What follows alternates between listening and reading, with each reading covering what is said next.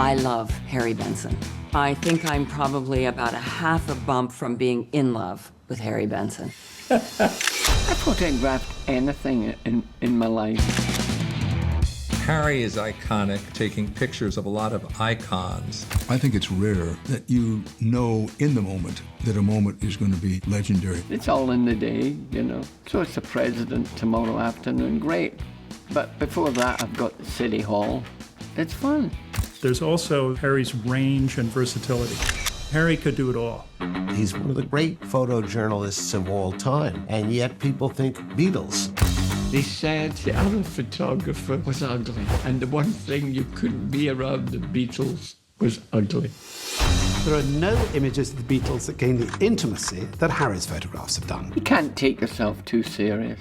Benson is there with the ultimate subjects, which are people who are at the peak of their media centricity. Money's never been what encouraged me. Never. Or I would have put efforts into advertising.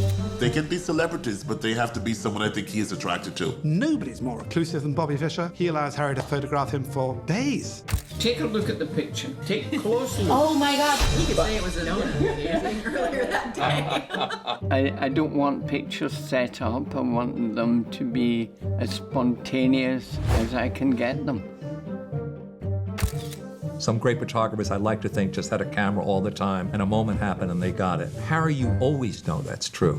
You don't know it in the viewfinder. You don't. Now, maybe some people do. It's very pleasant to see it in there. It's alive. I photograph what I see, and what I see should inform.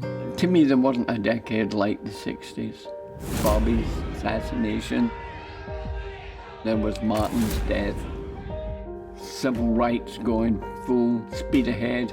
No matter what your personal feelings may be, you realize that this is something that you have to document. Did I ever feel in danger? Yes, quite a few times. But that's a life you chose, and you would do it because you're ambitious. You could argue that he's got nothing left to prove, but Harry still feels every day that there's something to prove. I'm being debunked already. He loves to photograph people who are bigger than life. This guy with a Scots accent and a green handkerchief. He was the guy everyone else tried to be. It's about his pictures, but it's also about him as a person. I think it's much easier now with digital. I think it's magic. But I'm glad my career was done on film. Harry has a special sense of compassion for the people who he's photographing.